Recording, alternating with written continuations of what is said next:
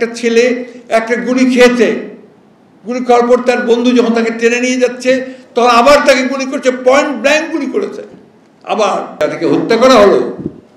তাদের পরিবার পরিজনকে কিছুকে নিয়ে এসে তাদের সামনে আপনার সেই কুম্ভীরাস্ত্র বর্ষণ করে তাদেরকে আবার টাকা দেওয়া হলো, কিছু টাকা দিয়ে। এভাবে কি আপনার সেই পরিবারের কোনো সমস্যার সমাধান করে? আপনার গুলি করে মেরেছেন, আপনার পুলিশ গুলি করে মেরেছে, সেই একটা পুলিশের এখন পর্যন্ত আপনি ব্যবস্থা করার জন্য ব্যবস্থা নিলেন না।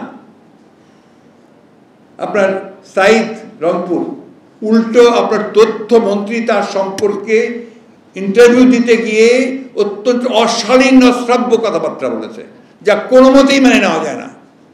তাকে কথা বলার চেষ্টা করা হয়েছে he was drug addict or something like that, আপনার একটা ইনটক্সিকেটেড ছিল। এটা একটা চরম একটা মস্করানো একটা শরীরের সঙ্গে এর চেয়ে বড় মস্করা তামাশা এবং একটা আর হতে পারে না। আমার ভাষা নেই এটা সম্পর্কে বর্ণনা করার জন্য। It's an insult. এরা শহীদ, এরা আমাদের ছেলে, এরা আমাদের সন্তান। প্রিয় সাংবাদিক বন্ধুগণ, আমি সবসময় বলি যে আমি একটু আবেগপ্রবণ। আমার বয়সে অনেক বেশি হয়েছে, যার ফলে আমি অনেক সময় আবেগকে আপনার কন্ট্রোল করতে পারি না। কিন্তু আমরা এই ঘটনা আপনার আমাদের জন্মের পর থেকে এই ধরনের এত ভয়াবহ নৃশংস মর্মান্তিক ঘটনা আমরা দেখিনি আগে। কোনো বাদ বিচার নেই। একটা ছেলে একটা গুলি খেয়েছে, গুলি খাওয়ার পর তার বন্ধু যখন তাকে টেনে নিয়ে যাচ্ছে তখন আবার তাকে গুলি করছে, পয়েন্ট ব্ল্যাঙ্ক গুলি করেছে। আবার একজন পুলিশ অফিসারের ছেলে নিহত হয়েছে। তার বাবা মা দুজনে এসে যখন আপনার ঢাকা মর্গে খোঁজ করতে গিয়ে আহতদের মধ্যে পায়নি, তখন সাংবাদিক তাকে বলেছেন যে আপনি মর্গে যান। মর্গে গিয়ে খোঁজ করে দেখা যায় তার ছেলের নিথর দেহ পড়ে আছে, অসংখ্য গুলি। তো সেই পুলিশ অফিসার সে টেলিফোন করে তার সিনিয়রকে বলছে যে স্যার, একটা মানুষকে মারতে কয়টা বুলেট লাগে? এই দৃশ্য আমাদেরকে দেখতে হচ্ছে, এই কথা আমাদেরকে শুনতে হচ্ছে। তারপর আমরা বলবো এটা একটা রাষ্ট্র, তারপর আমরা বলবো এটার জন্য আমরা যুদ্ধ করেছিলাম 1971 সালে, তারপর আমরা বলবো যে এটাকে আমরা একটা গণতান্ত্রিক দেশ হিসেবে প্রতিষ্ঠা করতে চাই। তারপরও তাদের এই সমস্ত কথা আমাদেরকে শুনতে হবে, নাটক শুনতে হবে।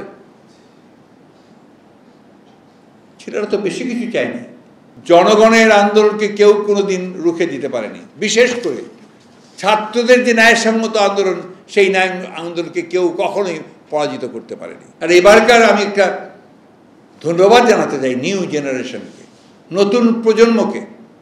এই নতুন প্রজন্ম, আমি অনেকবার বলেছি যে কোথায় তরুণ, আপনাদেরকেই বলেছি, সেই আমি জনসভাতেও বলেছি যে কোথায় যুবক, কোথায় তরুণ। তার দেশকে রক্ষার জন্য তাদেরকে বেরিয়ে আসতে হবে।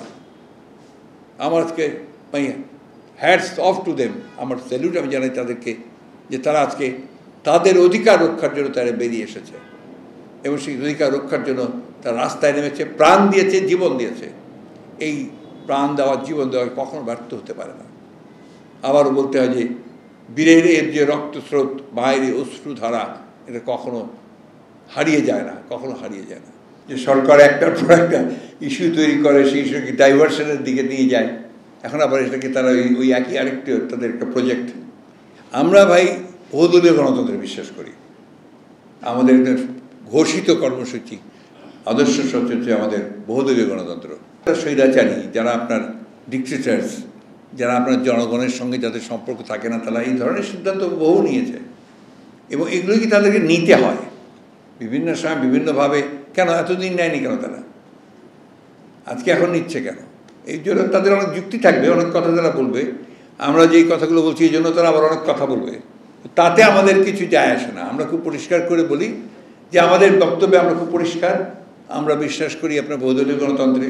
আমরা বিশ্বাস করি যে যারা যারা এখানে রাজনীতি করে তাদের অধিকার আছে রাজনীতি করার। এখন জনগণের দায়িত্ব হচ্ছে সেটা যে কার রাজনীতি সে গ্রহণ করবে, কার রাজনীতি সে গ্রহণ করবে না।